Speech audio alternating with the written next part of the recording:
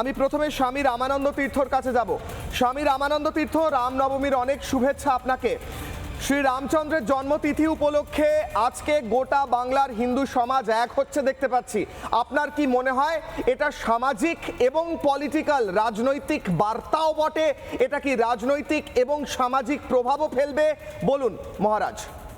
দেখুন, এই যে রামনবমী উপলক্ষে গোটা পশ্চিম বাংলার উত্তর থেকে দক্ষিণ, দার্জিলিং থেকে কাকদ্বীপ, যে আমরা বিপুল লহর দেখতে পাচ্ছি, যে ঢেউ দেখতে পাচ্ছি, জনস্রোত দেখতে পাচ্ছি, মানুষ স্বতঃস্ফূর্তভাবে বেরিয়ে এসে তাদের যে সেলিব্রেটেড হিন্দু ধর্মের আইকন, শুধুমাত্র হিন্দু ধর্ম কেন, মানব সভ্যতার একটি বৃহৎ অংশের, বিশেষ করে আমাদের আরিয়ান সিন্ধুসেনিক মানে ইন্ডোলজিক্যাল আইকন রামের জন্মকে এরকম ভাবে সেলিব্রেট করছে, তাদের তিথিকে এরকম ভাবে সেলিব্রেট করছে, এটা কিন্তু অবশ্যই সামাজিক এবং রাজনৈতিকভাবে তাৎপর্যপূর্ণ।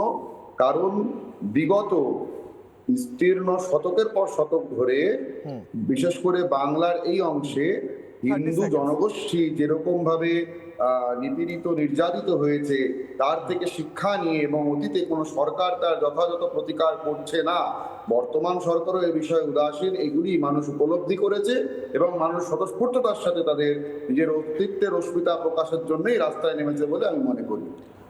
একদম মহারাজ, আপনার কাছে আমি আবার আসবো। অনেক ধন্যবাদ। আমি ওপেনিং রিমার্ক 30 সেকেন্ড করে দিচ্ছি। আমি মৌমিতার কাছে, অরাজনৈতিক বিশ্লেষক, এবং মহারাজ আপনি বললেন, এরপর আমি মৌমিতার কাছে প্রশ্ন করছি। মৌমিতা, শ্রী রামচন্দ্রের জন্মতিথি উপলক্ষে আপনাকে অনেক অনেক শুভেচ্ছা।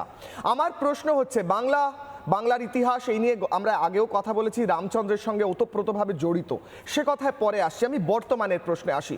আজকের এই রামনবমীর এই উদ্দীপনা, এই উৎসাহ গতকাল এবং আজকে, আপনার মনে হয় এতে রাজনৈতিক এবং পলিটিক্যাল প্রভাবও পড়বে? এটার ভোট ব্যাংকেও কোথাও গিয়ে, ব্যালট বক্সেও গিয়ে প্রভাব ফেলবে? মৌমিতা, 30 সেকেন্ডস। দেখো, আমি যতটুকু জানি যে রামকে না শুধু ওই ভগবান বললে হবে না, মানে রাম হচ্ছে জনমানব মনে একটা এমন আদর্শ এবং নীতিপরায়ণতার প্রতীক, যেটা রাষ্ট্রনীতি, ন্যায়নীতি, পরিবার নীতি সব কিছুর একমাত্র প্রতীক। হ্যাঁ, এবং রাম রাজ্য শব্দটা কিন্তু আজও ভারতবর্ষে সর্বজন গ্রহণযোগ্য একটা বিষয়। এবং এই রাজনৈতিক অভিধানে যেটা ব্যবহার করা হয়, রামরাজ্য মানে আমরা বলি যেখানে ন্যায়, নিরাপত্তা, স্বাধীনতা, ধর্মের প্রতীক, এই বিষয়টা। এবং বর্তমান রাজনৈতিক প্রেক্ষাপটে আমি যদি দেখি, এটা কিন্তু কমপ্লিটলি একটা সিলেক্টিভ গভর্নেন্স চলছে, এবং এই যে একটা সিউডো সেকুলারিজমের প্রভাবটা আমরা দেখতে পাচ্ছি বাংলার রাজনীতিতে বিশেষ করে, এটা কিন্তু প্রচণ্ড ভয়াবহতার একটা প্রতীক বহন করছে বলে আমি মনে করি কিশলয়। এবং যেহেতু এটা ওপেনিং রিমার্ক, আমি বেশি বড় করব না, আমি হিস্ট্রিতে পরে যাব। তবে এই যে রাম নামকে অশ্রদ্ধা করা, যেখানে আমরা বেশ কয়েক বছর আগে দেখেছিলাম যে স্বয়ং মাননীয়া তাকে যখন জয় শ্রীরাম বলে বলা হয়েছিল, তিনি গাড়ি থেকে নেমে এসে সেখানেতে বলছেন যে গালাগালি দিচ্ছে, গালাগালি দেওয়া হচ্ছে আমাকে, মানে জয় শ্রীরাম তো আমি আজকেই বলছি, সবাইকে বলছি জয় শ্রীরাম, তো আমি কি গালাগালি দিচ্ছি? এবং আমি জয় শ্রীরাম বললাম মানে এমন নয় যে আমাকে বিজেপি করতে হচ্ছে বা হবে, এরকম বিষয়টা নয়।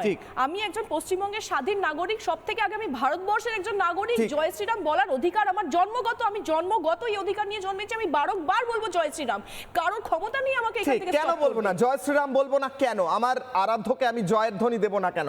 আমি নানা ধরনের কন্টেন্ট দেখার জন্য লাইক করুন, শেয়ার করুন আমাদের ফেসবুক পেজ, সাবস্ক্রাইব করুন আমাদের ইউটিউব চ্যানেল। পাশাপাশি অন্যান্য ব্রেকিং নিউজের জন্য অবশ্যই চোখ রাখুন রিপাবলিক বাংলায়।